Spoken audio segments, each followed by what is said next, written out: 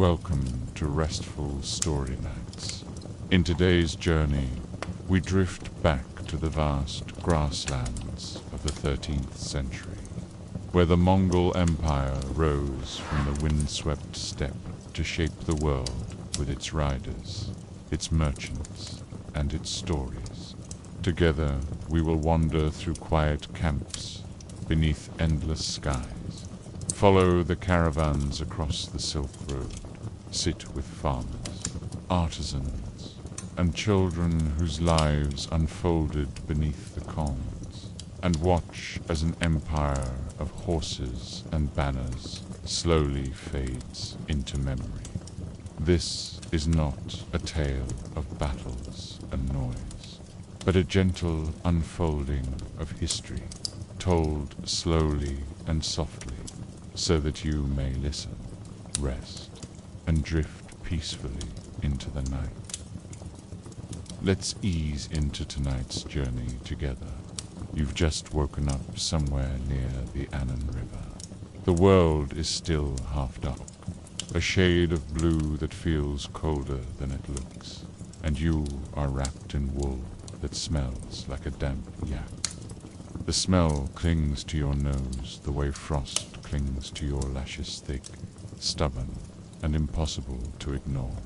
You are not comfortable, but comfort isn't part of this arrangement. You're not here for it. The ground beneath you is stiff, frozen in places, soft in others, and vaguely uneven in the way that makes you wonder if a rock spent the entire night plotting to bruise your ribs. There's frost on your boots, a thin film of ice stretching across the seams, like a warning sign you cannot read. When you breathe, the air scrapes your throat, crisp and heavy, like it's only pretending to be oxygen. Somewhere deep inside your nostrils, a layer of ice is forming delicate, crystalline, and irritating in ways no one mentions aloud. And then, far too close to your head, you hear the sound of something snorting. It is not a wolf. That would be worse. It is your horse. Of course, it's your horse. He is your bedmate, your heating system, your transport, and in the more desperate stretches of your imagination, your potential breakfast. Personal space is not a concept on the steppe, not between you and the people, not between you and the animals, not between you and the wind. The horse breathes heavily, a wet steam clouding the already mist-thick dawn, then takes one step forward and lands squarely on the edge of your coat. He does not apologize. Mongol horses never apologize. You wrestle yourself upright, tugging the wool free from under his hoof, with the kind of stubborn patience this land requires.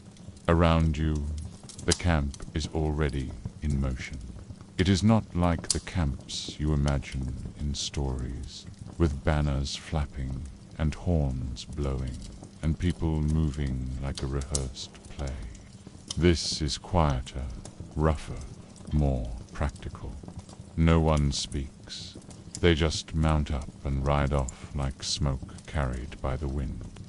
A boy, no more than 10 gallops past you, already fully awake, though he's yawning like a man who hasn't slept in weeks.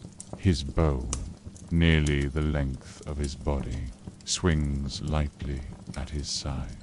His saddle is older than he is, patched with leather and thread that might once have belonged to an uncle, or a grandfather, or a horse whose bones now whiten somewhere in the hills. He rides with a familiarity you will never possess, a seamless extension of the animal beneath him. He's been riding longer than you've been conscious. You tighten your sash, pack what little gear you have, and climb onto your own horse. There is no stirrup ceremony. No one gives you time to breathe deeply, thank the sky, or whisper gratitude to the earth. You are not here for gratitude. You are here for survival, and survival doesn't stop to let you catch your balance. You swing onto the horse, because if you don't, you'll be left behind. There is no breakfast waiting, no firelit stew, no steaming bread. You chew dried meat while riding. If your jaw isn't strong, it will be by tomorrow, assuming tomorrow happens. The wind cuts sideways. It is not wind for decoration, the kind that makes banners look noble or makes travelers sigh with poetry. This is wind that flays the unprepared, stripping your skin raw until even your thoughts feel cold. You ride into it at full gallop, face numb by the third ridge. No one asks if you are okay. No one notices. This is the step. You are either riding or you are part of the landscape. By midday, you've switched horses twice. Not because you are tired. That excuse does not exist. The horse is tired. You are expected to be harder than your animal. If the horse struggles, you carry more. If the horse falters, you dismount and walk beside it, not to rest yourself, but to shame yourself for letting it bear you too long. This is balance. This is fairness, Mongol style. You urinate from horseback. You eat from horseback. You fight from horseback. If you fall, you are trampled. If you stop, you are left. If you complain, no one listens. They'll just assume the wolves got you early. And in many ways, that would be simpler for everyone. You ride because everyone rides. Because there are no roads, no destinations, only motion. Because in the Mongol Empire, walking is for prisoners. And you are not a prisoner yet. You have survived the ride. That counts as success. You are not dead, and not dead is often the best anyone hopes for here. But survival has a price, and now you are hungry. Hunger on the steppe is not romantic. It is not the noble pang of an empty stomach before a feast. It is dull, constant, bone deep, and never quite satisfied. Someone hands you a leather sack. It sloshes. This is your breakfast. Fermented mare's milk. Arak. It is white, sour, and just fizzy enough to remind you that living bacteria are swarming inside it, waiting to meet your insides. The smell is sharp, like the underside of a saddle after 3 weeks of rain. You drink it anyway, because that is what there is. Arak is not a fun kind of alcohol. It does not warm you or soften your view of the world. It scratches your throat like sandpaper dipped in vinegar, leaving behind a burn that insists it has done something medicinal. Though you know better, children drink it, warriors drink it, old women with no teeth drink it. If it burns going down, it's working. That's the logic. Food comes next. If you are lucky, there will be a hunk of dried mutton, grey, shriveled, and tougher than leather. You chew for 20 minutes. It does not get smaller. It simply gets wetter. There might be curd, too, the rock-hard, sun-dried dairy lumps that could double as projectiles in a siege. They taste like sour dust and feel like gravel between your teeth. Views sit on the ground because there are no tables, no chairs, no napkins, just wind, wool, and the smell of something boiling that probably contains hooves. Across from you, An old man finishes his meal with terrifying efficiency, ties a new knot in his saddle rope, and sharpens a blade with the kind of focus usually reserved for prayer. He does not look at you. He does not need to. His silence tells you everything. Eat what's given. Do not ask questions. And above all, do not expect sympathy. The meal does not fill you. It never does. But you are slightly less starving, and that is a victory. Here, slightly less starving counts as abundance. It is mid-morning now. The horses are sweating. You are sweating. And you are beginning to wonder, when do you wash? The answer is simple. You don't. In the Mongol Empire, clean is not soap and water. Clean is not dying of infection. Even that rule is flexible. You smell like leather, horse, meat smoke, and faint sourness from your boots. Everyone else does too. If you showed up smelling like flowers, people would assume you were cursed, or worse, a spy. Water is for drinking, not bathing. To waste river water on your body is to risk dysentery and slow death. Better to live dirty than to die fragrant. If you want to clean, there is animal fat. There is ash. There is sand. If you are desperate, you rub dust across your face and call it exfoliation. Your hands are filthy. Your nails are weapons. Your hair has not seen water in months. But it is tied neatly under your cap because neatness matters, even if cleanliness doesn't. The lice you do not remove. You manage them. You name them. Flick them into the fire when they bite too much, and carry on. Your clothing is wool, stiff, layered, and stained with memories you'd rather not relive.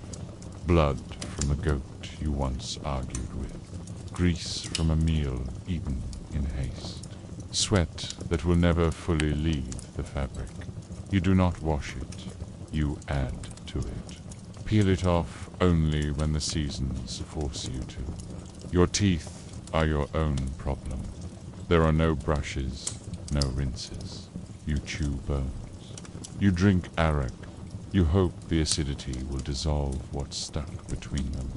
If a tooth decides to betray you, the knife is waiting. And yet, despite all this, you adapt. Because on the steppe, adaptation is not a choice. It is survival. We ride all morning and into the afternoon. The horizon is wide, endless, unbent by mountains or forests. Just the rolling, breathing steppe. Out here the earth feels alive, as if it heaves in slow, shallow breaths. Every hill looks the same. Every valley indistinguishable from the last. Landmarks don't exist. Only the memory of hooves across grass tells you where you've been. You're not told where you're going, either. That knowledge isn't necessary. You are simply going, and then you see them. A cluster of moving dots on the horizon. At first they look like mirages, blurs in the shifting heat above the grass. But they are real riders, like you, but not like you. They are not here to share fermented milk and tough mutton. They are here to die, or to make you die. In the Mongol Empire, it is flexible. No one panics. No one shouts.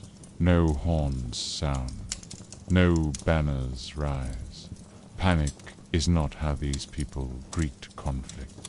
Instead, in eerie silence, everyone reaches for their bows. Your bow is short, curved, and heavier than it looks. It was made from horn and sinew. pressed and glued together with raw intent. Mongol bows are not forgiving. They demand strength, precision, and loyalty. They do not miss twice. You notch your arrow. Your horse keeps moving. That is important. Mongols never stop to fight. Stopping makes you a target. Moving makes you a predator. You twist at the waist, lean into the wind, and release. The arrow flies, so does theirs. Welcome to Mongol warfare. There are no glorious sword fights, no drawn-out duels with noble speeches, just arrows. Endless, intelligent, unromantic arrows fired from impossible distances, loosed with casual accuracy while galloping at full speed. You barely blink before 3 of the enemy are down, horses screaming as they stumble over the bodies of their riders. To more, turn and gallop the other way, suddenly reconsidering their lifestyle choices. The rest scatter, regroup, and try again. The trick is movement, always moving, never where they expect you. The enemy closes in, eager for swordplay, eager for a contest of muscle. Mongols do not oblige. Instead, you retreat, not in fear, never in fear. The retreat is feigned, deliberate, a performance rehearsed for centuries. You let them chase, you let them taste victory. Then you turn, swift as a falcon, and loose your arrows into their open chests. The battlefield becomes a dance, brutal, fast, and precise. There is no shouting, no war cry, just the snap of bowstrings, the dull thud of arrows striking flesh, the occasional short scream that ends too quickly to matter. One of your arrows finds its mark. A rider jolts backward, collapses, and is gone.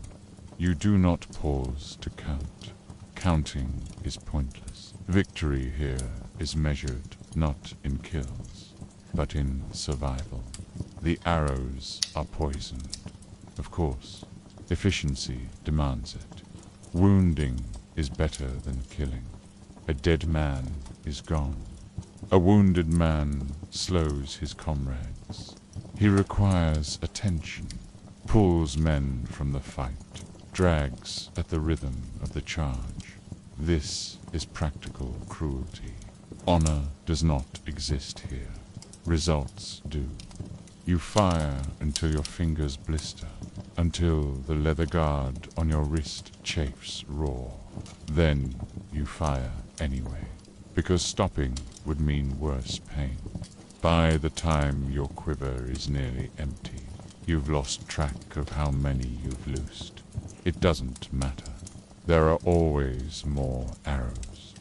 By sunset, the skirmish is finished. The horizon is quiet again, littered with dark stains that will remain long after the bodies are gone. You do not know how many you killed. No one does. No one cares. Only one fact matters. You are still riding. There is no celebration, no songs, no parades. You wipe your blade clean, stow your bow, and breathe. If you are still breathing, you have done enough. Night comes fast on the steppe.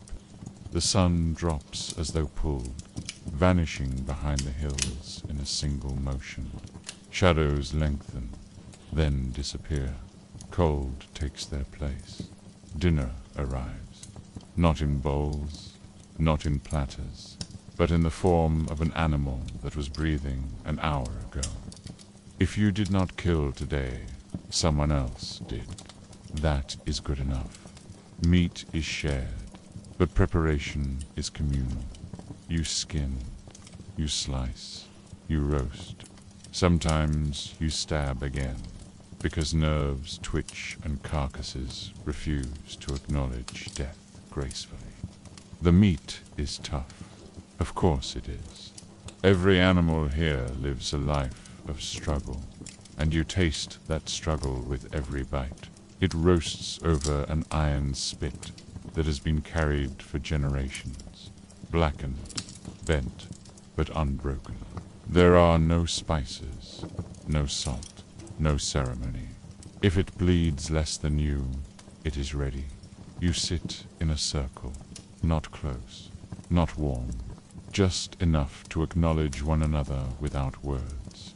Warriors chew quietly, eyes fixed on the fire like it owes them a debt. Beside you, a man tears a rib clean, licks the bone, and tosses it behind him without glancing. The dogs descend instantly, snarling in the dark.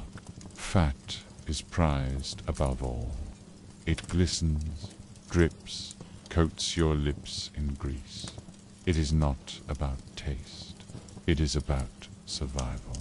Fat clings to your ribs, shields you from the cold, convinces your body it has a reason to keep living through the night. You eat greedily, not because you want to, but because you must. Vegetables do not exist. Bread does not exist. The steppe does not support such luxuries. There is meat. There is dairy. There is the occasional wooden bowl of something between broth and regret. If someone hands you organ meat, you eat it without question. Curiosity is a fast route to starvation.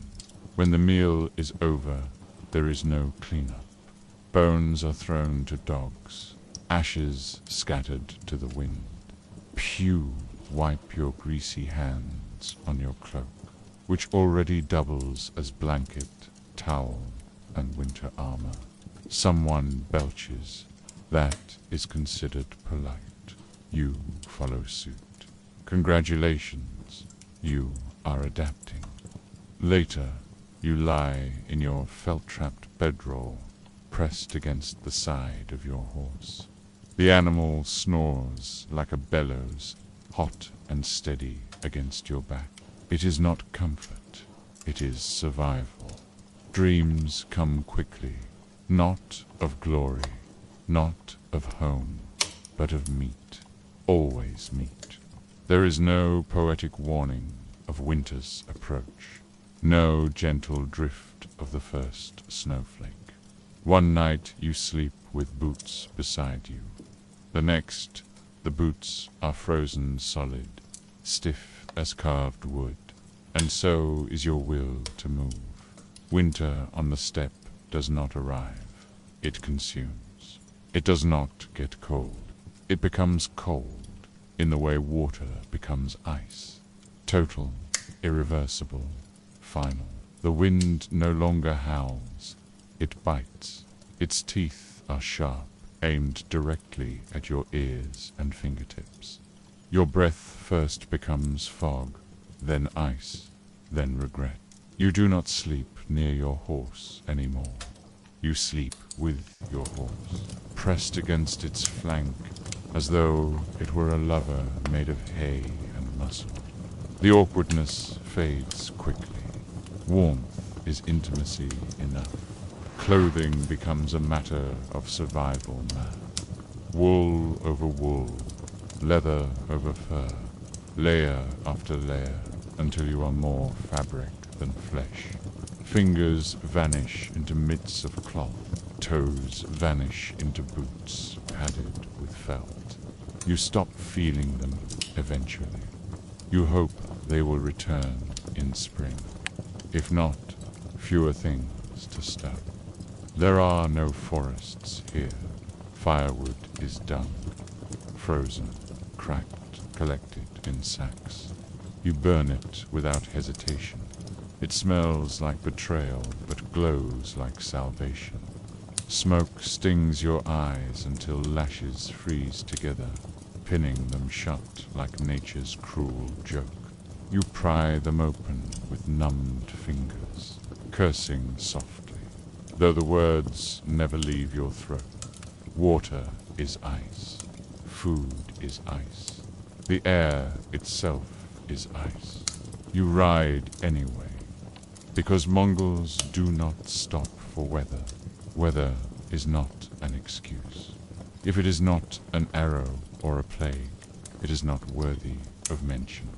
The cold changes you. It rewrites your personality into something stiffer, quieter, less hopeful. Complaining becomes impossible, not from stoicism, but because your jaw no longer works properly. Even words freeze here. Still, you keep moving. You ride because to stop is to freeze. To freeze is to die. And if you die, they will bury you beneath a cairn of stones. Whisper a name you no longer recognize, and ride off without breaking stride. The Empire does not wait for spring. Neither do you. And then, in the midst of this endless cold, you meet him. He does not look like a legend. He sits cross-legged on a wooden platform, chewing dried meat with all the ceremony of a bored butcher. His coat is fur-lined, weather-beaten, patched in places where claws and blades once found him. His beard is uneven. His boots are stained with blood, not clear whose. This is your Khan, your general, the man who can erase cities with a gesture. You do not speak unless spoken to. You do not make eye contact for long. You do not correct him, even if he calls you the one with the hair for 6 months straight. He speaks softly. Mongol leaders do not shout. If you cannot hear him, that is your fault. You are expected to listen harder, to read his tone, to follow the rhythm of silence that fills the gaps between words. Orders are short. Ride here. Burn this. Accept tribute. Behead the messenger. Do not return until it is done. You nod. Everyone nods. Even the hard men nod. The ones who outran fires and sieges, who gutted bears with knives. They nod like school children before a strict teacher. His tent is not lavish. It does not need to be. Maps line the interior, hand-drawn, annotated with loops of script that look like falcons learning calligraphy. You understand none of it. He understands all of it. To him, rivers are roads, mountains are inconveniences, kingdoms are prizes waiting to be unwrapped. You do not linger. You do not question. You receive your orders, mount your horse, and ride out into the cold again. Because here, leadership is not charisma. It is survival. And those who question the Khan rarely get the chance to do it twice. The morning after the Khan's orders, there is no fanfare. There is no ceremony of departure. There is only motion. The warriors pack in silence, saddling horses before dawn, their breath steaming in the half-dark. You are expected to do the same. The campaign is not an event, it is a way of breathing. The Khan speaks, and men obey, not because they are charmed, not because they are inspired, but because to disobey is to vanish. His orders carry the weight of inevitability. You ride because he says so, and because you have no alternative. The horizon does not change. It rarely does. You ride for hours, days, weeks, and the land looks the same. Grass, sky, and a line where the two collide.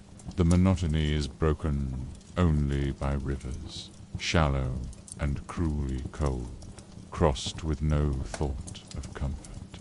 Horses drink, men refill leather skins.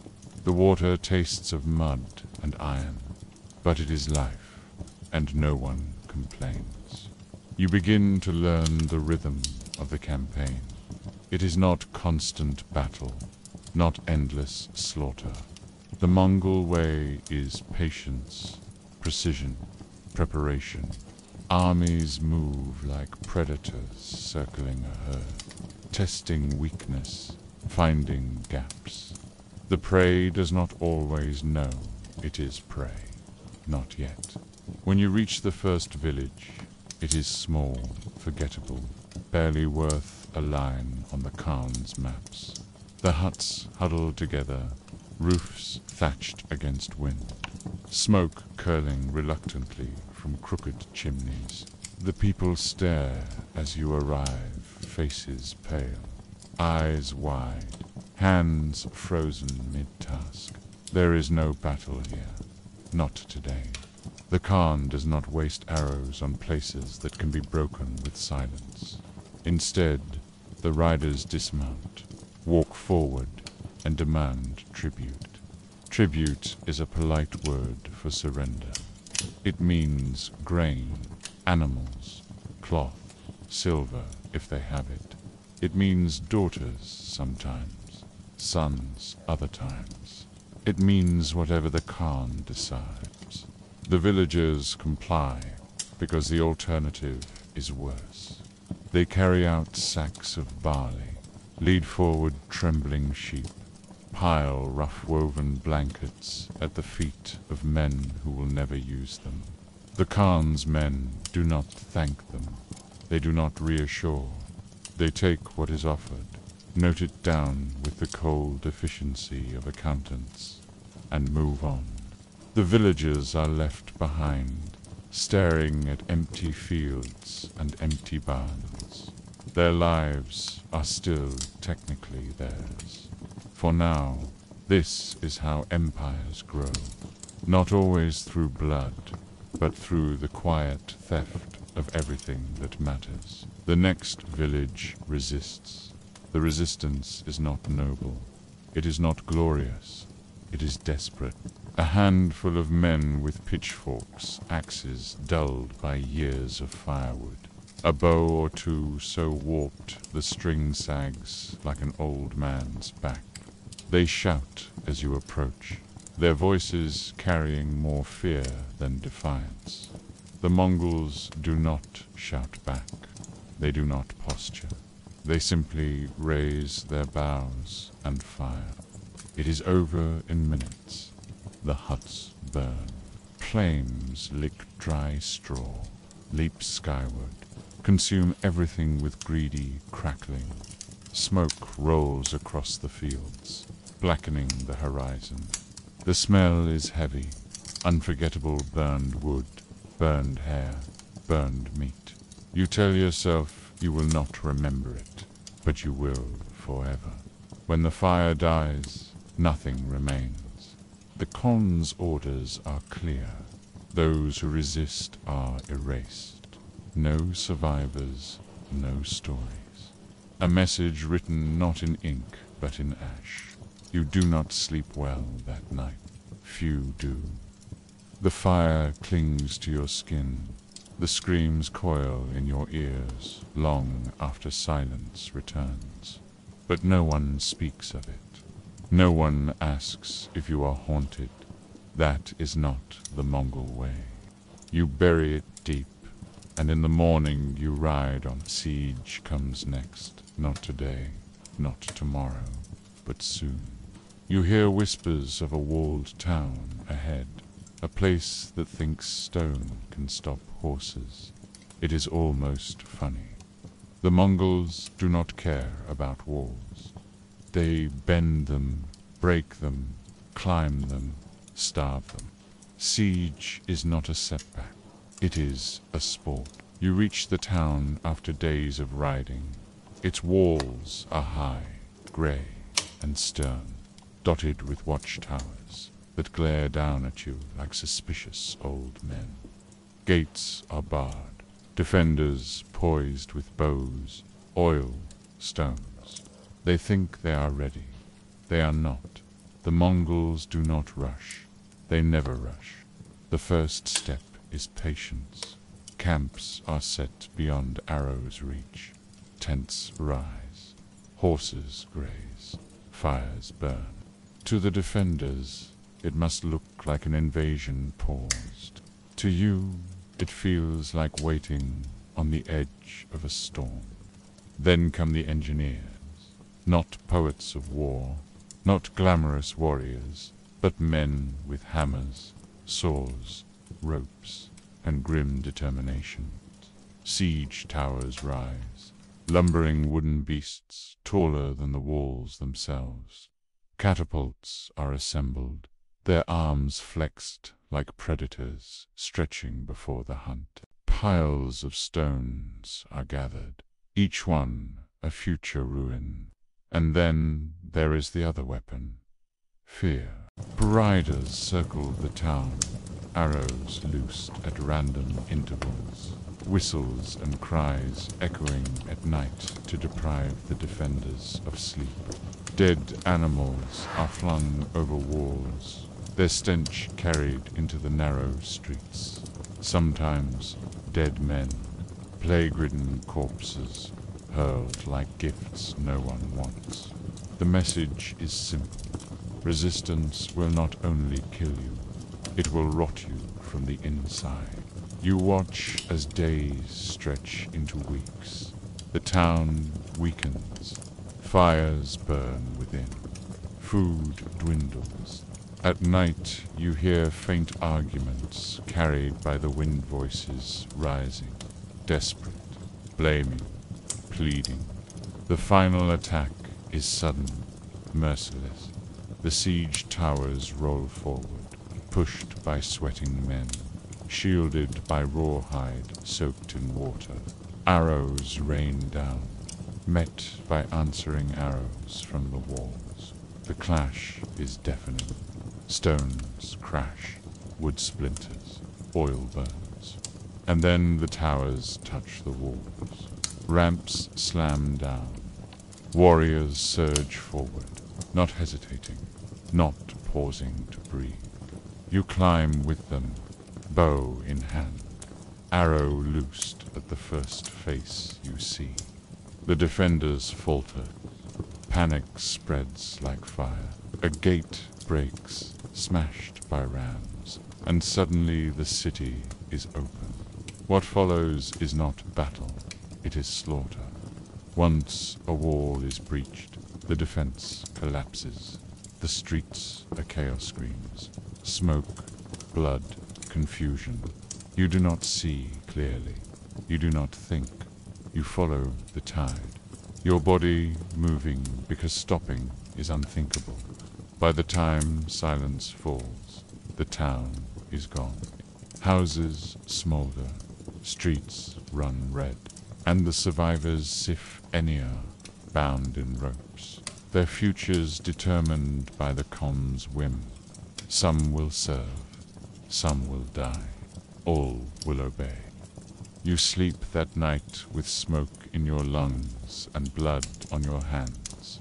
No one speaks of guilt. No one asks about nightmares.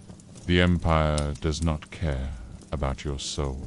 It cares only that you rode, that you fought, that you lived. Days turn to weeks. Campaigns blur together. Tribute towns, burned villages, broken walls. The Empire grows, and you grow with it, though not in ways you expected. Your body hardens, muscles not from endless riding, fingers callous from bowstrings. Your jaw is strong from chewing leather-tough meat.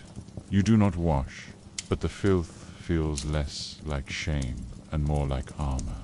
You smell of horse, smoke, and steel, and that smell becomes identity. Your mind changes too. At first you flinched at the screams, turned away from blood, struggled to sleep, after burning villages. Now the horror dulls. It does not vanish, it never will, but it becomes background noise, like the wind. You learn to live with it, because if you don't, you will not live at all. The Khan speaks rarely. When he does, it is always about tomorrow, never about yesterday. Cities fall, villages burn, men die, but he does not linger. His gaze is fixed on the horizon, always seeking the next conquest. You begin to understand. For the Mongols, there is no permanence, no home, no resting place. The empire itself is a horse in motion. To stop is to weaken. To weaken is to die. And so you ride.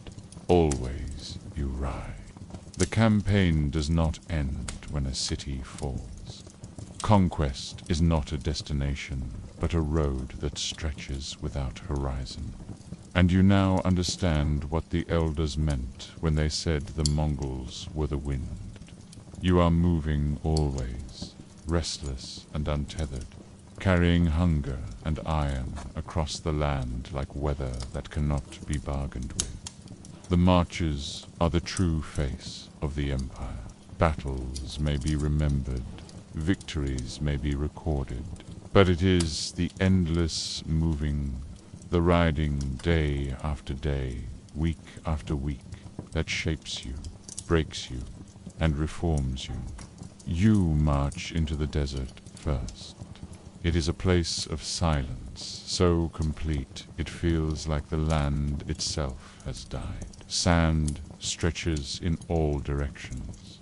A sea without water, its waves frozen in pale gold. The sun is merciless, hammering down until your head throbs with every heartbeat. Horses stumble, their tongues swollen, eyes rolling white with thirst. There is no grass here, no cool streams, no shade. Water is rationed, carried in skins that grow lighter with every hour. You drink only when told, not when you desire. Lips crack, throats burn, but no one complains, because to complain is to waste breath. Navigation feels impossible. There are no markers, no trees, no rivers, only dunes that shift like lyres, reshaping themselves with the wind. Yet the Mongol scouts ride with confidence, reading stars, winds, and the flight of birds with an ease that borders on sorcery. You learn to trust them, because doubt is death. At night, the desert freezes. The same sand that burned your skin now bites with icy cruelty. You wrap yourself in every scrap of cloth, press against your horse for warmth, and still the cold crawls into your bones. You learn quickly that survival here is not strength, it is obedience to discipline. You live because the Khan wills it. When you emerge from the desert, you feel changed, lighter, perhaps, as if some weak part of you was stripped away with the sand. You have survived a place that kills the unprepared in silence. You feel less like a man and more like a blade, hammered by heat, tempered by cold, sharpened by hardship. Then come the rivers. Unlike deserts, rivers mock you openly. Their waters rush past, cool and sparkling, while you bake on the bank, unable to cross without risk. They are not obstacles of emptiness, but of excess, swollen bodies of water that resist your passage. The Mongols do not build bridges in the way settled peoples do. They improvise. Rafts of reeds are lashed together. Leather skins are inflated into crude floats. Horses are driven into the current. their riders clinging to manes, letting the beasts swim across. You learn that rivers are not just water, they are time. Crossing is slow, dangerous, always at risk of drowning, and every hour you linger is an hour in which the enemy might regroup. The Khan does not tolerate delay. You cross swiftly, or you are left behind. Sometimes you carry messages across rivers at night. The water is black, moonlight shivering across its surface. You feel the current tug at your legs, eager to drag you down, to claim you for its depths. You whisper prayers you never spoke before, not to any god in particular, but to the river itself, as if it might be bribed to let you live. When you stagger to the far shore, soaked, shivering, your body heavy with cold, you feel a strange gratitude. Every river crossed is another boundary erased. Every obstacle overcome is proof that the world itself cannot halt the Empire's march. And then there are the mountains. They rise like teeth at the edge of the world, jagged, snow-bitten, cruel. To climb them is to fight against gravity itself. Each step a betrayal of your body's desire to remain grounded. Horses strain, slipping on loose rock. The air thins until every breath feels stolen, a treasure you must fight for. Snow blinds you, lashes your skin raw, numbs your fingers until the bowstring feels distant, alien, impossible to hold. You are told to keep moving, to never stop, because to stop in the mountains is to freeze where you stand, your body preserved as warning to those who follow. Yet even here, in a place where the earth itself seems hostile, the Mongols adapt. Tents are lowered into valleys where wind cannot scream so loudly.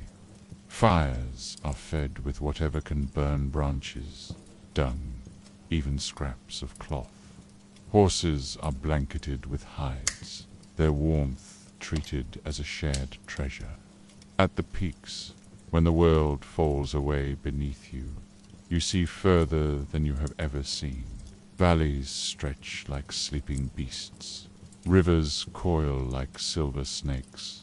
Forests huddle like secrets waiting to be unveiled. You realize why the Khan pushes onward, because there is always more. More land, more people, more cities, always more. When you descend from the mountains, you feel again that something in you has shifted. You are not only surviving landscapes, you are absorbing them. The desert taught you patience. The rivers taught you determination. The mountains taught you endurance. Each trial reshapes you until you are no longer the person who first mounted a horse weeks or months ago. You are something harder, sharper, more dangerous. The marches are not just terrain. They are hunger. Supplies dwindle often, because the Khan does not carry abundance. He takes it. Armies are fed by the land, by whatever can be stripped from fields, from villages, from defeated enemies. Sometimes you eat well. Roasted lamb, thick with fat, its juices staining your lips. Sometimes you gnaw on strips of dried horse meat, tough as leather, chewing until your jaw aches.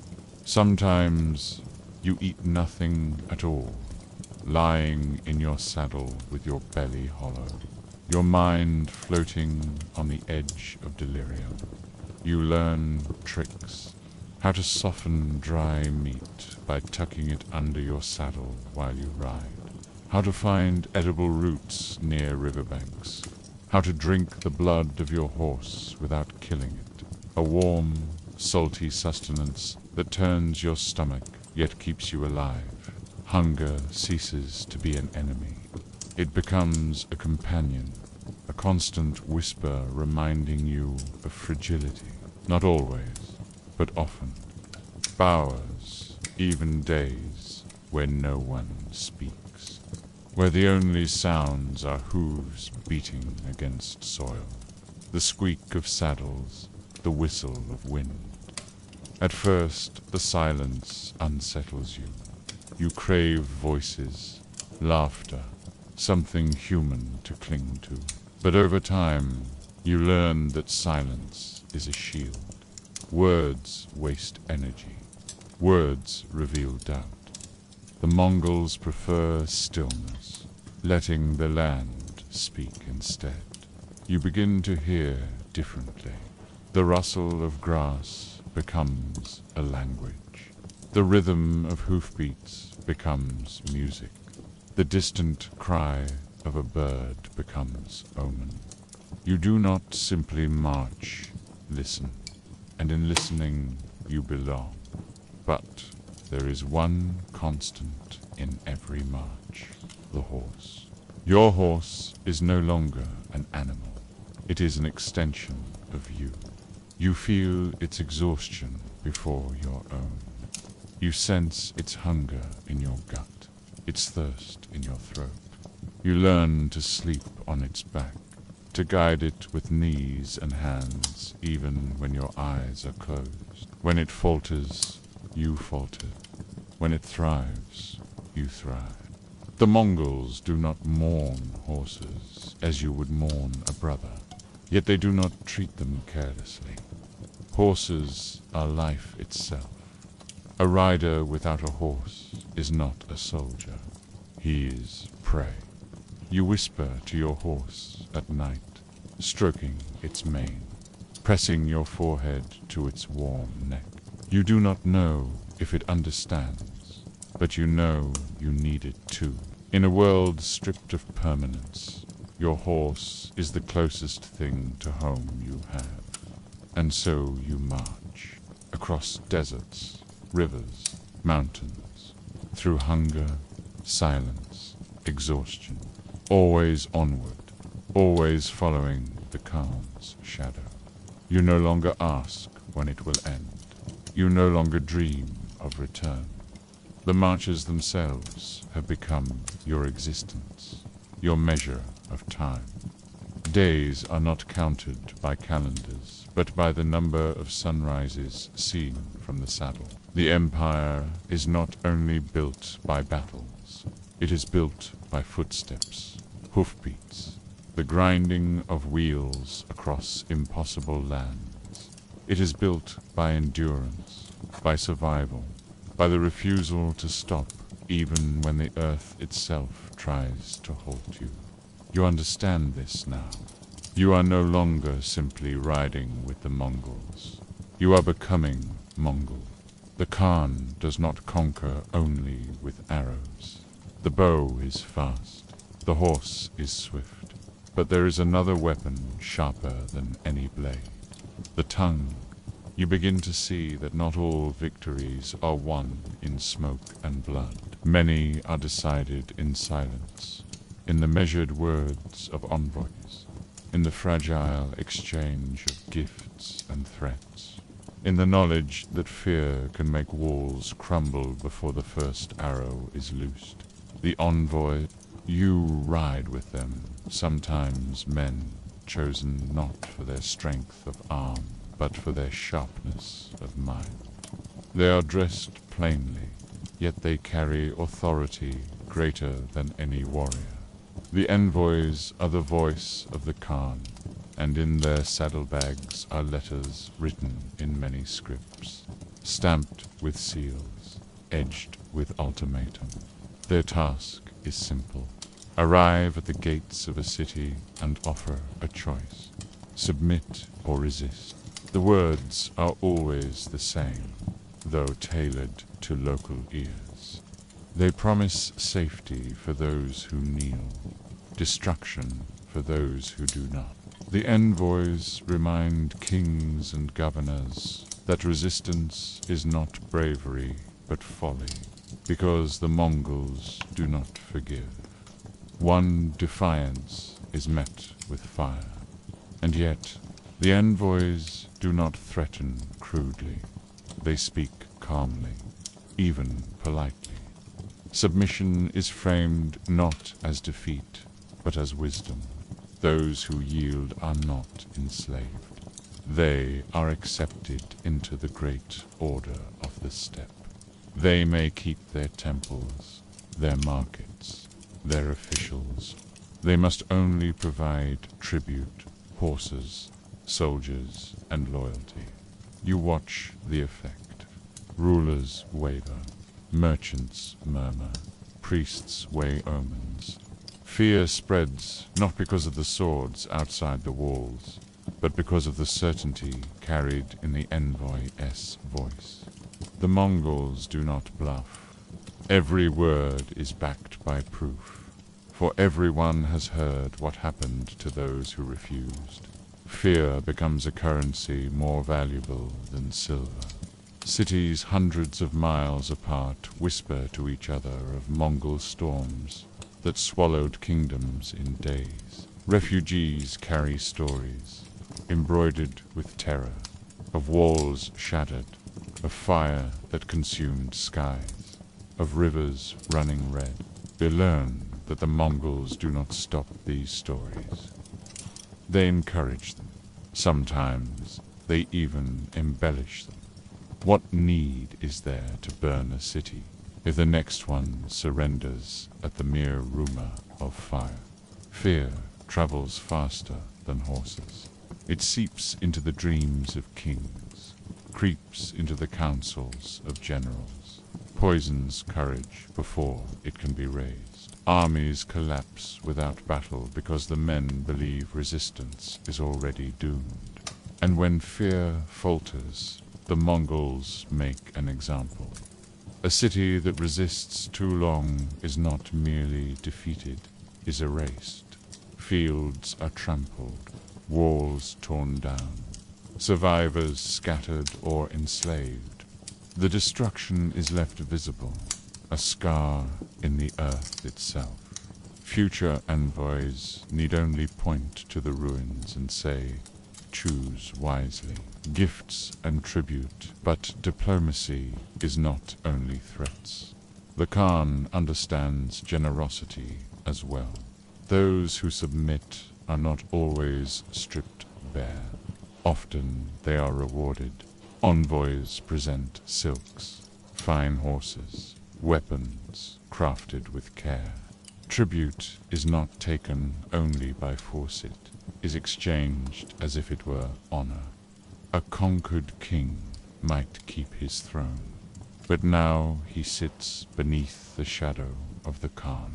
Merchants thrive under this system.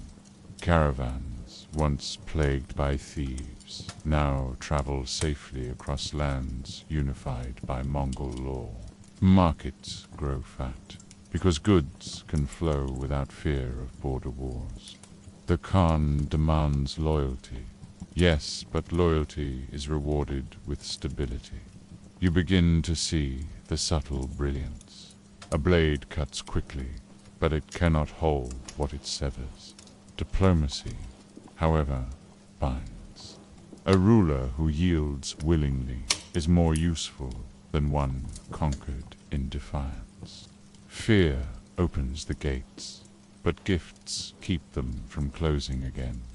Perhaps the most impressive aspect of Mongol diplomacy is the speed of its messengers. You see them ridingly men with eyes sharp as hawks, their horses swapped at relay stations every few miles. This system, the yam, stretches across the empire like veins. At every station, fresh horses wait, as do supplies and shelter. Messages that once would have taken months to cross kingdoms now travel in days. It feels like sorcery. Orders from the Khan can reach distant generals before those generals even know they need guidance. News of rebellion can arrive before the rebels have gathered courage to strike. Information flows like water, nourishing the empire, keeping it alive. As you watch messengers thunder past, dust streaming behind them, you realize the Mongols have tamed not only land but time itself. Where others stumble in slow communication, the Mongols act swiftly, decisively, always a step ahead. Yet speed is nothing without knowledge. You begin to notice how carefully the Mongols gather information. Every village entered is questioned. Who rules here? What crops are grown? What rivers flow nearby? Where are the passes, the fords, the weaknesses? Spies slip into cities long before armies arrive, disguised as merchants, pilgrims, even beggars. They measure walls, count guards, listen to tavern gossip. By the time envoys arrive at a city's gates, the Khan already knows what lies inside its wealth, its fears, its flaws. You realize that Mongol diplomacy is not persuasion in the dark.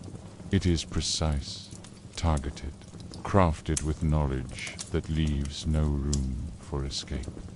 A city's pride is anticipated, its doubts exploited, its ambitions twisted. Diplomacy is war fought with words instead of arrows, and the Mongols wage it with the same discipline. Not every ruler is treated as a mere subject. Some are drawn into true alliances. Princes of conquered lands are married to Mongol daughters, binding bloodlines together. Tribal leaders are honored with feasts, their loyalty cemented with gifts of gold and pasture. Submission is not uniform, it is tailored. Some rulers are left to govern with autonomy. Others are folded tightly under Mongol oversight. The Khan does not waste strength where it is not needed. He divides, balances, and manipulates until resistance feels impossible and obedience feels natural. You see this play out when rival cities are pitted against each other. One submits and is rewarded with favor, while the other resists and is crushed. The lesson spreads quickly. Obedience is profitable. Rebellion is suicide. Sometimes you glimpse the letters themselves, the scrolls carried by envoys. They are not long, but their weight is immense. Written in the scripts of many peoples, sealed with the authority of the Khan. They carry an inevitability that no local decree can match. To hold one is to feel the empire pressing down upon you. It is as if the parchment itself is heavy with the hooves of 1,000 riders. The words are simple, yet they carry the gravity of inevitability. Resist and perish, submit and prosper. You wonder how many kings have stared at such letters by candlelight, their hands trembling, their pride battling their fear, knowing deep within that they have already lost. Marches teach endurance, battles teach ferocity, but diplomacy teaches inevitability. You begin to understand why the Mongols succeed where others fail. They do not waste strength. They do not squander men against walls that might fall with words instead of stones. They fight when needed, but only then. You see that the Khan wages war not just on fields, but in minds. He conquers with swiftness, with fear, with gifts, with messengers, with spies. He conquers by making resistance feel like madness and submission feel like destiny. And in this you see the true empire, just an army on horseback, but a net cast across continents, binding rulers and merchants, priests and peasants, not only by arrows, but by agreements, fears, and promises.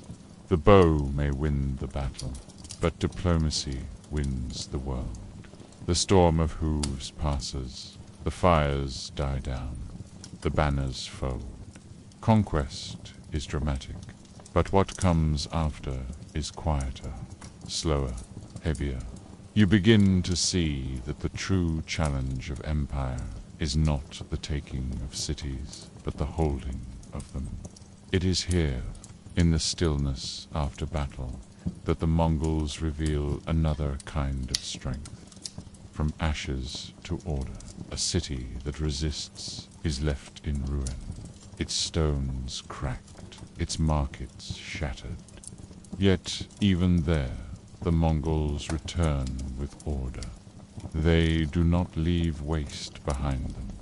Instead, they plant new authority like seeds in the ash. Officials are appointed, sometimes Mongols, more often locals.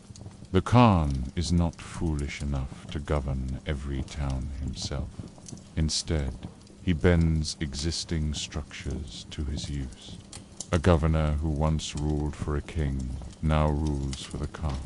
A tax collector who once served a sultan now serves the empire. It is efficient, ruthless in its pragmatism. Where there was chaos, there is suddenly law. Where there was ruin, there is rebuilding. The Mongols are not sentimental about culture or tradition, but they are fiercely practical about order. And order, you discover, is the real heart of their rule. The law of the steppe, they call it, the Yesa code of law, said to descend from the will of Genghis Khan himself. You never see it written, for it is carried more in memory than on parchment, but its presence is everywhere.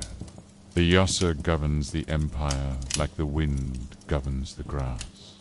It dictates obedience, punishes betrayal, regulates everything from theft to marriage, from hunting to the treatment of envoys. Its details shift with place and time, but its essence is always the same. Discipline above all. You learn quickly that breaking Mongol law is no small matter. Punishments are swift, often brutal, and delivered without hesitation. A thief may lose more than his hand. A murderer may see his entire family destroyed. A traitor's city may be leveled to the ground. Yet with this severity comes certainty. Merchants who once feared every road now travel in safety. Farmers who once paid taxes to a dozen lords now pay to one. The law is iron, but it is consistent, and in that consistency, people find a strange kind of peace. Taxes and tribute, the empire does not live on conquest alone. Horses and arrows need feeding. Soldiers need supplies. The court of the Khan needs wealth. Taxes flow like rivers. Tribute comes in endless forms. Grain, silver, silk, furs, horses, even craftsmen. Each city owes something, and Mongol officials ensure it is collected.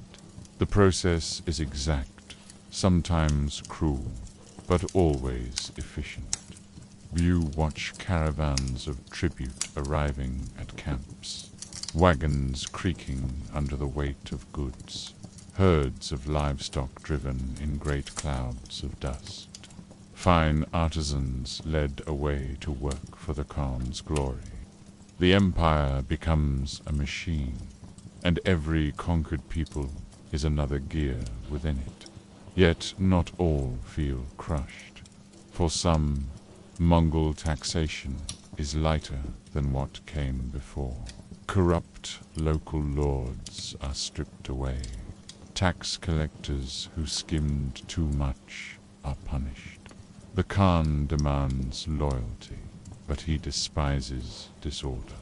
In his harsh way, he cuts away the chaos of smaller rulers and replaces it with the single demand of empire: religious freedom. One of the strangest, most unexpected aspects of Mongol rule is their tolerance of religion. You see it first when Buddhist monks continue their rituals undisturbed, even as Muslim muezzins call to prayer and Christian priests ring their bells. Temples are not burned if the city submits. Mosques and churches are left standing. The Khan demands tribute and obedience, but he does not demand faith. Shamans of the steppe stand beside priests of foreign gods, and though they may not understand each other, they coexist under the same rule. This tolerance is not born from kindness, but from practicality. The Mongols worship the eternal blue sky, yet they understand that faith binds people tightly. To crush religion would spark rebellion. To permit it is to let conquered peoples keep their soul while their body bows to the Khan. And so the empire becomes a patchwork of belief, strange and diverse, yet oddly peaceful in its variety. You walk through markets where idols of different gods sit side by side, offerings laid before them by hands that now all pay tax to the same ruler. Trade becomes the lifeblood of the new order. You travel with caravans along roads once plagued by raiders, now patrolled by Mongol riders.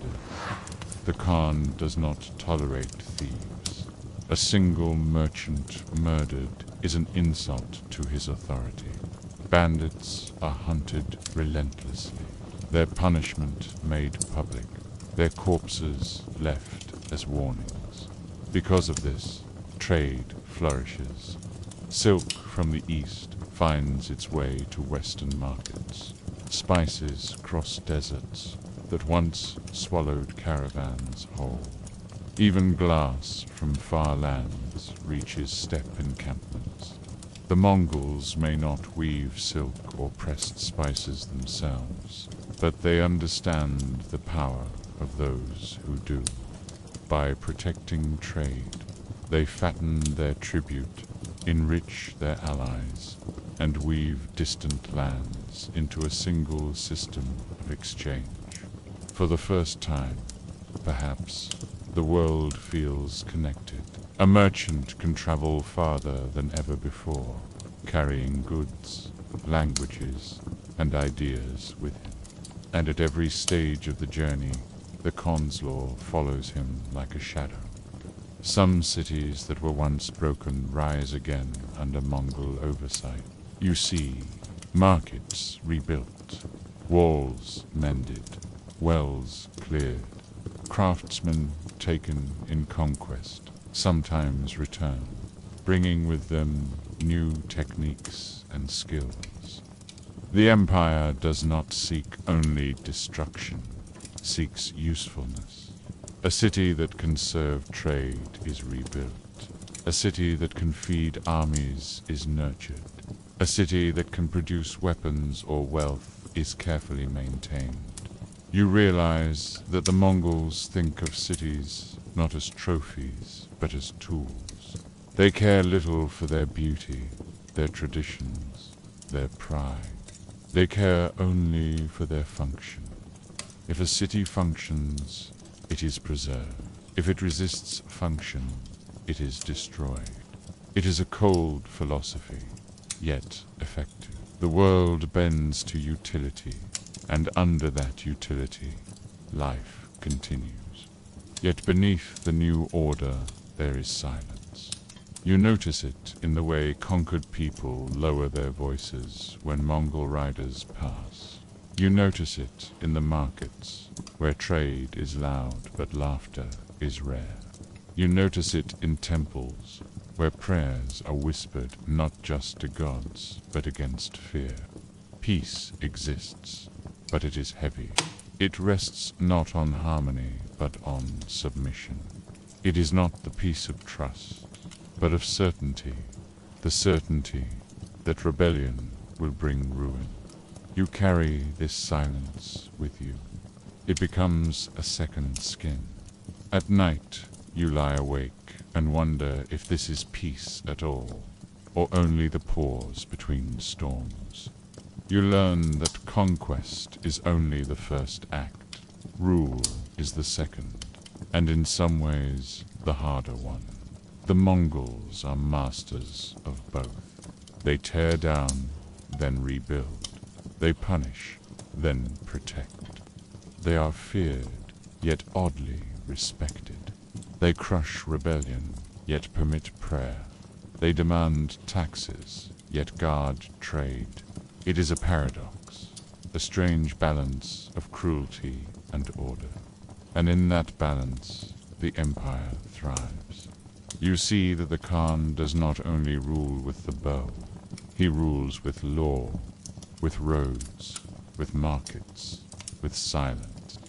He rules by making himself necessary, inevitable, impossible to escape. And in this, you glimpse the genius of empire. Not only the ability to destroy, but the ability to endure. Empire is not only the clash of armies or the rise of cities. It is lived day by day in the hands of ordinary people, in the fields, the workshops, the markets, and the endless roads. If you stay long enough in the world of the Mongols, you begin to see how life continues beneath their vast shadow, different, changed, yet strangely resilient. The backbone of empire is not the Khan-esque court or the horsemen who thunder across the steppe. It is the soil. You find villages rebuilt after conquest, peasants bent once again over their fields. Wheat is sown in furrows. Rice grows in flooded paddies. Millet sprouts in dry soils where little else can survive. The Mongols themselves were never farmers, yet they know well that armies cannot ride without food. Proficials travel the countryside, counting households, marking down what they must provide. The peasants labor not for themselves alone, but for the empire grain as tribute, animals as tax, children sometimes as conscripts. And yet, for many, little changes. A peasant worked the soil before the Mongols came, and he works the soil still. The lord he pays has changed, but the rhythm of the seasons remains. Spring plowing, summer growth, autumn harvest, these cycles outlast khans and kingdoms alike. Still, fear lingers in their work. You see it in the way they straighten when riders pass, in the silence that falls when officials enter a village. Life continues, but it continues beneath watchful eyes. If the peasants feed the empire, the merchants connect it. The roads are fuller than ever. You walk alongside caravans carrying bales of silk, jars of oil, sacks of spices, tools, books, even exotic animals. Long lines of camels march steadily, their hooves thudding softly into the dust. Horses laden with goods share the path, with oxen pulling carts. Merchants thrive under Mongol protection. For the first time in memory, one can travel from China to Persia, from the steppes to the Black Sea, without passing through a dozen hostile borders. Mongol riders patrol the routes, punishing bandits, ensuring the Khan's peace. And so you hear new tongues on every road. A merchant from Damascus bargains with one from Samarkand. A trader from Venice haggles with a caravan master from Bukhara. Goods move, but so do ideas, stories, and rumors. You hear songs carried from one end of the world to the other, carried like sparks in the wind. The merchants grumble about taxes, of course, but they also admit that business has never been so wide-reaching. The empire, harsh as it is, has become a bridge between worlds. Conquest scatters people like seeds. Craftsmen from one city are carried to another, forced to ply their trade for the Khan. A weaver from Damascus finds herself in Karakoram. A glassmaker from Persia works in a workshop beside a Chinese potter. A blacksmith from Ross hammers iron beside a goldsmith from India. What begins as compulsion sometimes becomes transformation. Skills mix, styles blend, knowledge spreads. You see art that carries the mark of many lands at once, a Persian motif on a Chinese vase, a Byzantine curve in Mongol metalwork, a blend of fabrics that belong to no single place. For the artisans themselves, life is difficult. Many are captives, separated from their homes, yet they live, they work, and sometimes they even thrive. The Khan values skill, no matter where it comes from. A craftsman may be a prisoner, but if his work is fine enough, he is also cherished. It is a strange paradox. Cruelty opens the path for creativity, and empire turns scattered lives into new beauty. The soldiers, the lifeblood of conquest, live lives both simple and harsh.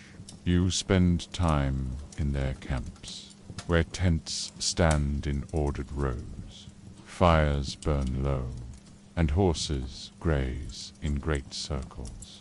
The air is filled with the smell of leather, sweat, and boiled meat. Life is disciplined, bound by the law of the Khan.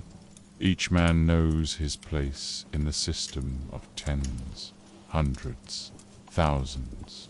Loyalty is demanded, obedience enforced.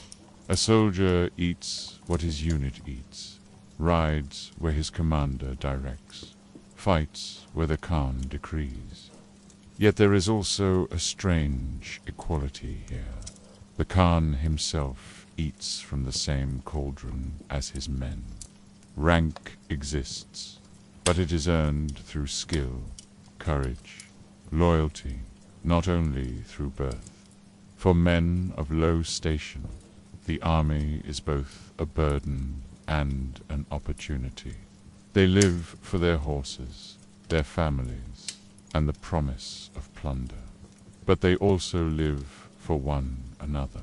You see bonds forged in hardship, friendships built on shared danger. It is not a soft life, but for those born to it, it is familiar. And in that familiarity lies pride.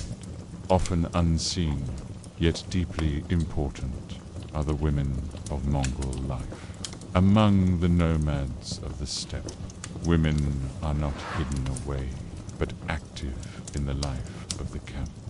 They pitch tents, tend herds, prepare food, and sometimes even manage the affairs of clan and tribe when men are at war. A Khotan, the wife of a Khan, may hold great influence, advising, commanding, ruling in her husband's absence. In conquered cities, women's lives are more varied. Some suffer, taken as captives, forced into foreign home. Others find roles as traders, healers, midwives, or even property owners under the new order. You notice that while the empire belongs to the Khan, its survival often rests quietly in women's hands, keeping the herds alive. The families fed, the children raised, the traditions carried forward. They are not always recorded in chronicles, but without them, the empire would crumble.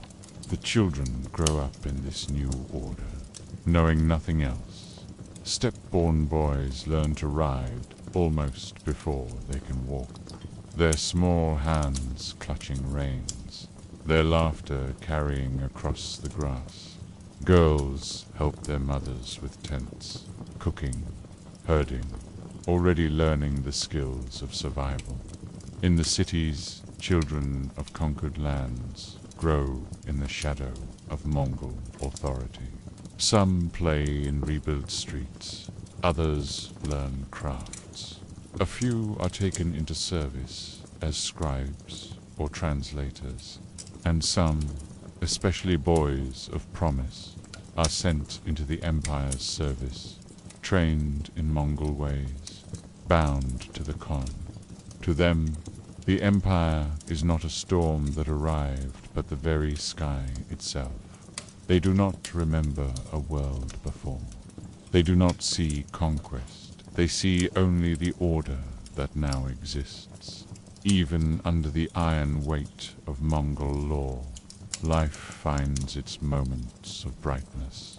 Markets bustle with goods, smells of roasted meat, spices, and sweet fruits mixing in the air. Children chase one another between stalls. Merchants cry out their wares. Musicians play soft melodies from flutes and strings. Festivals mark the cycles of the year. On the steppe, great gatherings of tribes bring races, games, feasts, and songs. In the city's older traditions persist harvest, festivals, religious ceremonies, holidays passed down from generations. The Mongols, stern as they are, allow such things, so long as they do not threaten order. And so laughter still rings out, though perhaps softer than before. Even under conquest, people seek joy. Even beneath the Khan's banners, life refuses to be only silence. Yet always there is the reminder of what waits if the empire is defied. You hear whispers in villages of entire cities destroyed for rebellion. You see the blackened ruins of towns that resisted too long. You pass gallows where the bodies of thieves and traitors hang as warnings.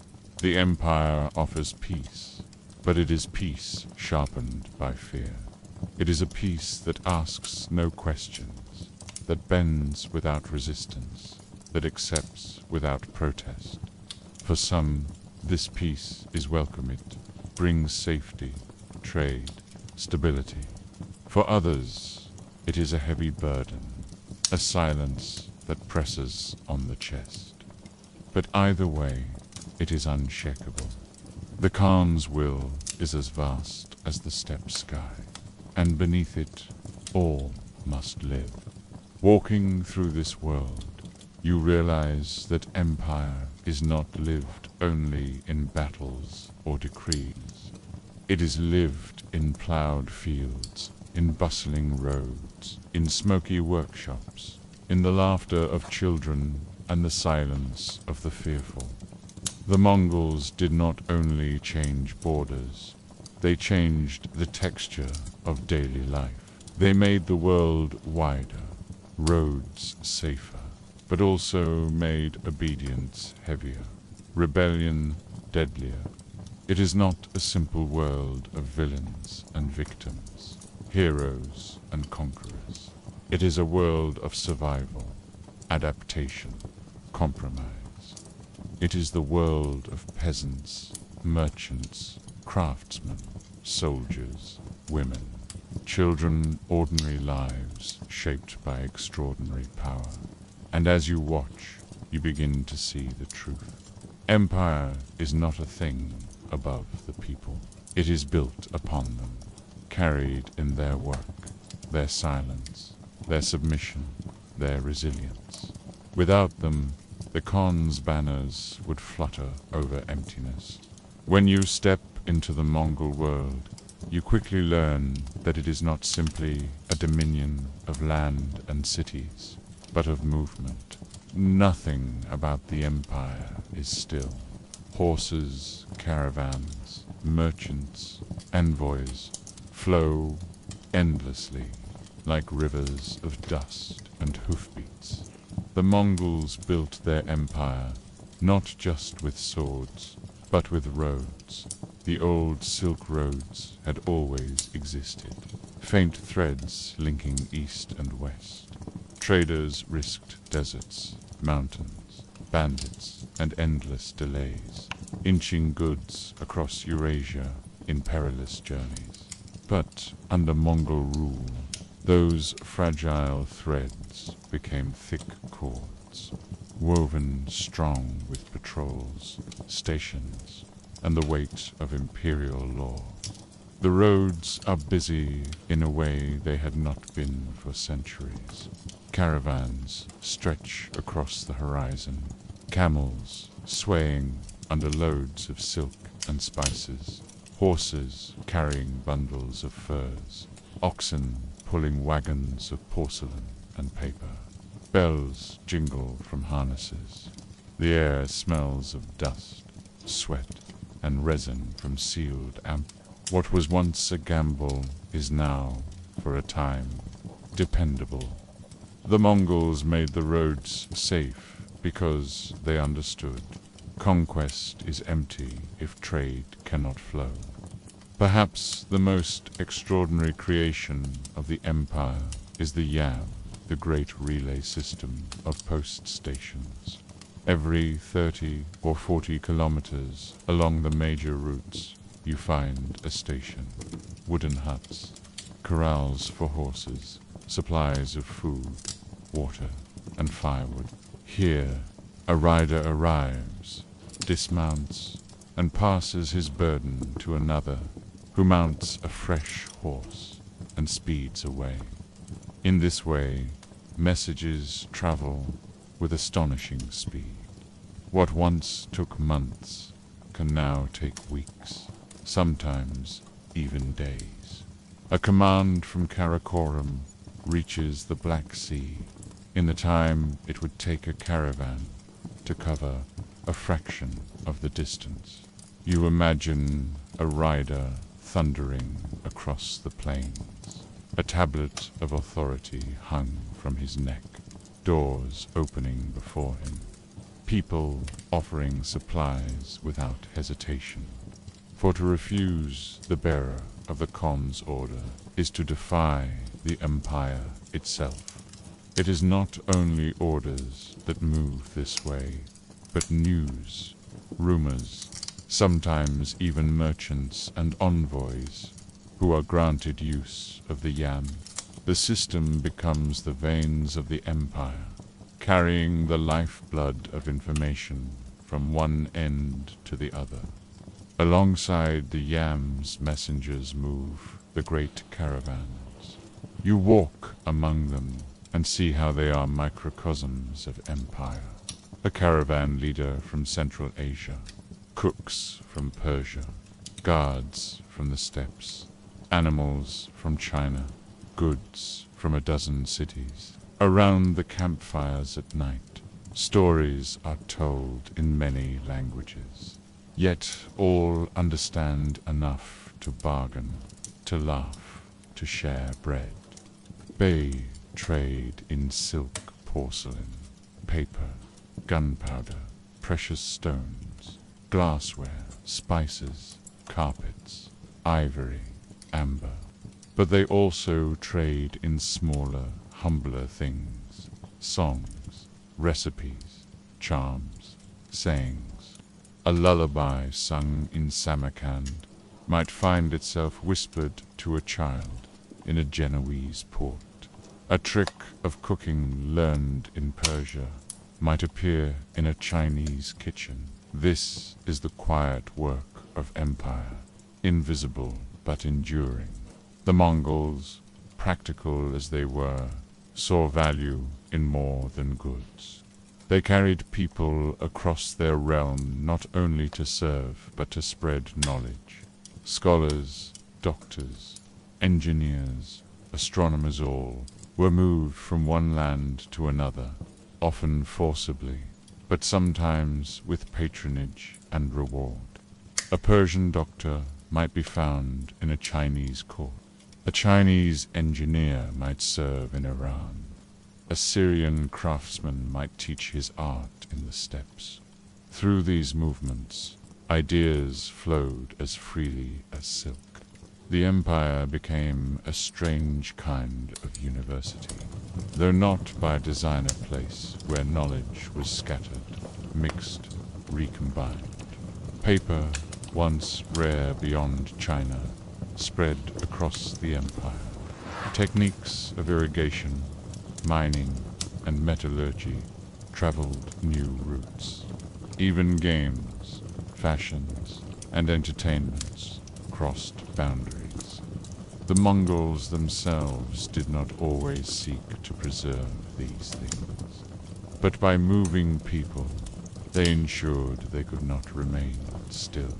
Along the same roads traveled priests, monks, imams, shamans, rabbis, and more.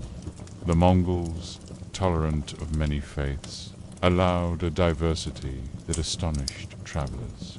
In one city, you might find a mosque beside a church, a temple beside a shrine. You might hear the call to prayer rising as bells toll and incense smoke curls from an altar. Missionaries walked the roads as eagerly as merchants. Franciscan friars traveled east, hoping to convert Khans to Christianity. Muslim scholars moved west, carrying not only faith but science and philosophy. Buddhist monks spread teachings along caravan routes, their quiet chanting echoing in faraway lands.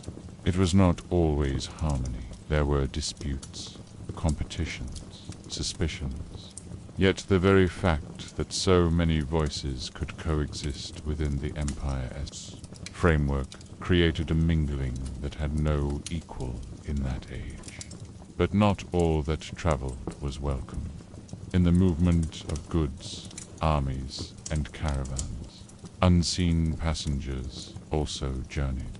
Rats hid in sacks of grain, fleas clung to their fur, and within them bred a silent terror. The plague what would later be called the Black Death Road, the same roads that carried silk and spices. From the heart of Asia, it spread westward, carried by caravans and ships that connected under Mongol protection. At first, it was only whispers of illness in distant towns. Then it was stories of swelling, fevers, sudden deaths, and soon it became a shadow over all of Eurasia. The very safety of Mongol roads, the very openness of their empire, became the channel for devastation. In binding the world together, they also bound it to a shared fate. From these highways also came stories. Travelers wrote of wonders, both true and exaggerated, their words carrying the empire's image far beyond its borders. A Venetian merchant named Marco Polo journeyed deep into Mongol lands, later describing cities of splendor, courts of magnificence, customs both strange and alluring. Whether every word was true mattered less than the fact that his tales ignited imaginations. Other travelers spoke of the vastness of the steppe, the strictness of Mongol law, the strange blend of cruelty and tolerance. Some praised the order of the empire, others condemned its harshness. Through their voices, the Mongols entered the minds of those who would never see them directly. The roads carried not only goods and people, but also reputations, legends, and fears. As you walk these routes, you begin to feel the immense paradox of the empire. It brings safety, speed, and connection. It makes possible journeys once unthinkable. It spreads goods, ideas, and knowledge in ways that shape the very future of the world. But it also spreads fear, disease, and domination. It does not ask permission. It binds people whether they wish it or not. The Mongols wove a web across Eurasia. In that web, some thrived, some suffered, but none escaped. The highways of empire are more than roads. They are threads in a vast tapestry, drawing together distant places, binding the lives of millions into a shared story. You realize that when people speak of the Mongols as destroyers, they forget this other truth. They were also connectors. They destroyed, yes, but they also rebuilt, linked, exchanged. They left scars, but also bridges. And those bridges would outlast the empire itself. Even when the Khans were gone, the roots they nurtured, the connections they forged would remain, shaping the world that followed. To stand before the Khan was not simply to meet a man. It was to step into a performance, a world built of ritual and grandeur, where every detail reminded you of the empire's power. The Mongol court was not like the glittering palaces of Europe, nor the great halls of China, nor the ornate chambers of Persia, though it absorbed elements of them all. It was something unique, born of the steppe, but expanded by conquest, both austere and magnificent. At the center of the court was the Gaia, the great felt tent that served as the throne room of the Khan. From outside, it might appear simple circular, domed, with its walls of felt stretched over wooden frames. But step inside, and you entered a space transformed.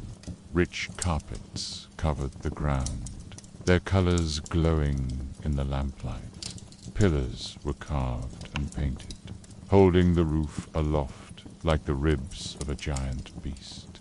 Banners of horsehair, the Sold stood proudly, the sacred standards of Genghis Khan, said to embody the very spirit of conquest. But at the far end, raised slightly on a platform, sat the throne. Sometimes it was plain wood, sometimes plated with gold, but always it commanded the gaze. And upon it sat the Khan, robed not in ostentation, but in quiet authority, his presence more powerful than jewels. To approach the Khan was a slow, deliberate act. You did not stride in boldly. You removed your weapons. You bowed low, sometimes to the ground. You waited until granted leave to rise. Every movement spoke of submission, of respect. Envoys from foreign lands, accustomed to their own forms of ceremony, often found these rituals strange or humbling. Some bristled at the requirement to kneel, to bow, to touch the earth before the Khan. Yet to refuse was unthinkable, for it was to defy not a man, but an empire. And when at last you lifted your gaze, you saw the Khan studying you not, with the distracted air of a king burdened by ceremony, but with the sharp, direct eyes of a commander who weighed men as he weighed horses. For strength loyalty, and use. If the day was marked by order and ritual, the night often gave way to feasting. Picture the table's long boards laden with food, roasted mutton, cuts of horse meat, fermented mare's milk foaming in great bowls, cheeses and curds, flatbreads, and sometimes delicacies brought from far lands, dates from Persia, spices from India, wine from Georgia. The Khan himself drank from a great cup, and when he raised it, others followed. Musicians played, their instruments a blend of traditions, Chinese zithers, Persian lutes, Mongol horsehead fiddles. Singers told long tales, sometimes of the Khans themselves, sometimes of battles and loves, their voices rising and falling like the wind on the steppes. The feasts were not mere indulgence. They were stages of politics.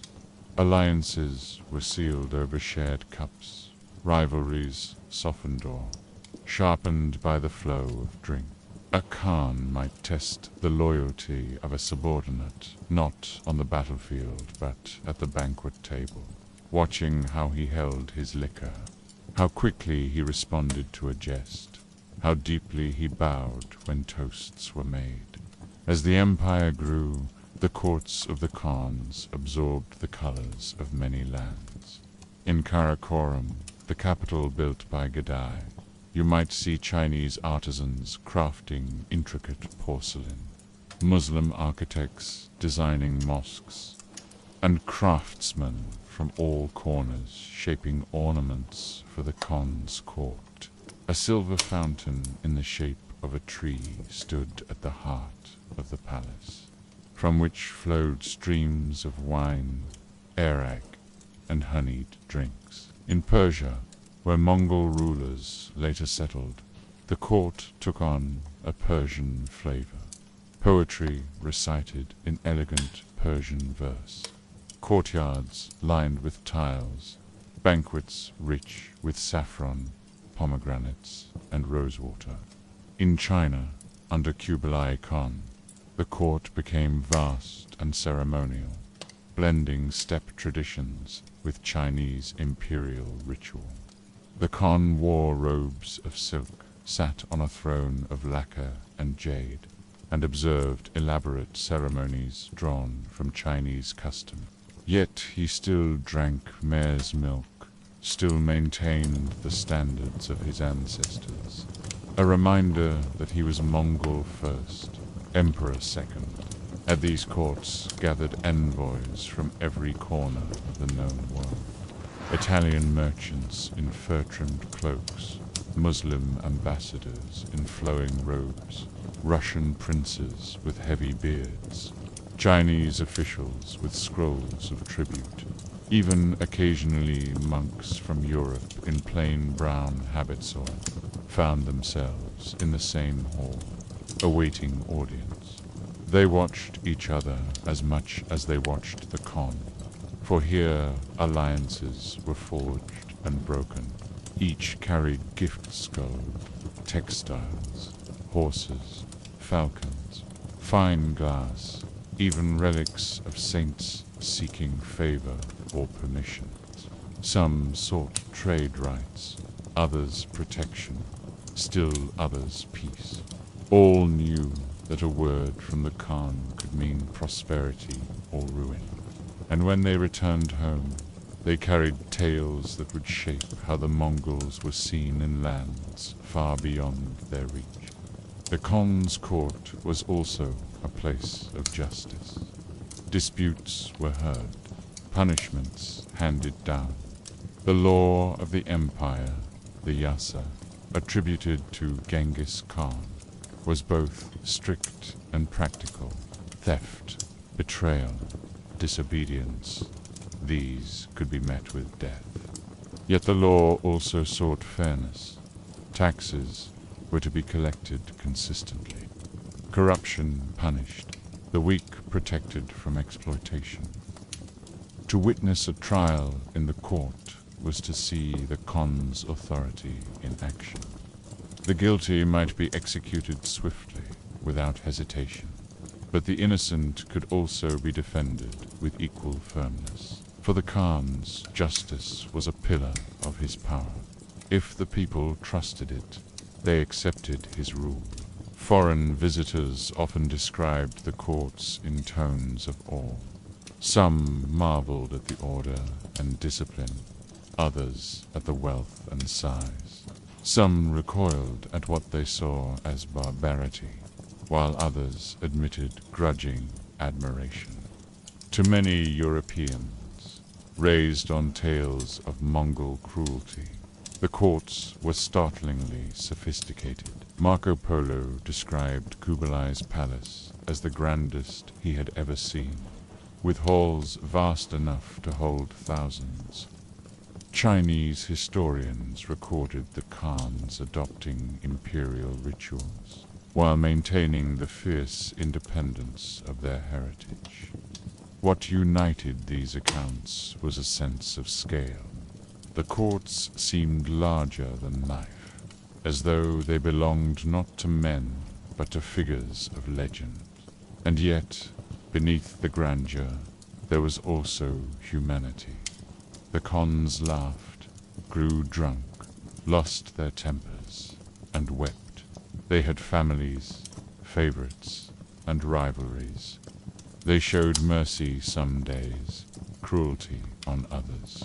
They were not gods, only men elevated by conquest, held aloft by the loyalty of warriors and the fear of nations. At the court, one might see a Khan leaning to whisper a joke to a trusted companion, or smiling at the antics of his children, or falling into silence as a singer told a tale of ancestors long gone.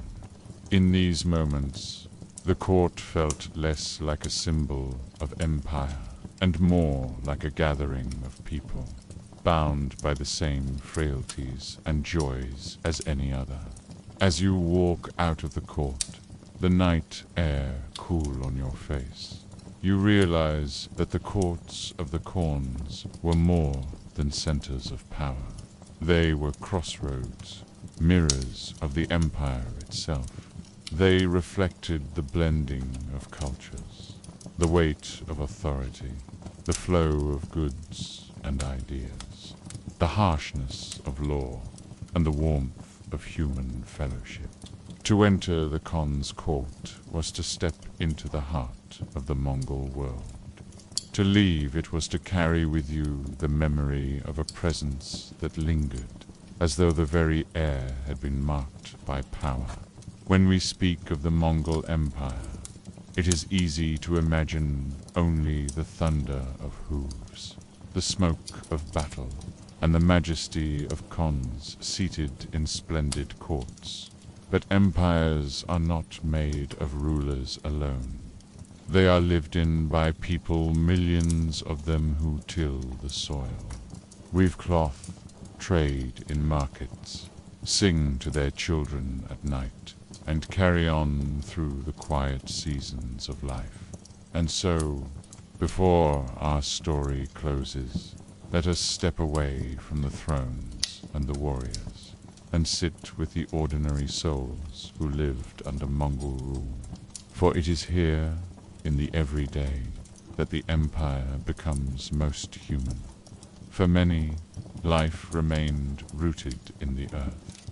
Farmers in China, Persia, and the Russian lands found themselves under Mongol governors and tax collectors, but their days still followed the rhythm of the soil, planting, watering, harvesting, resting.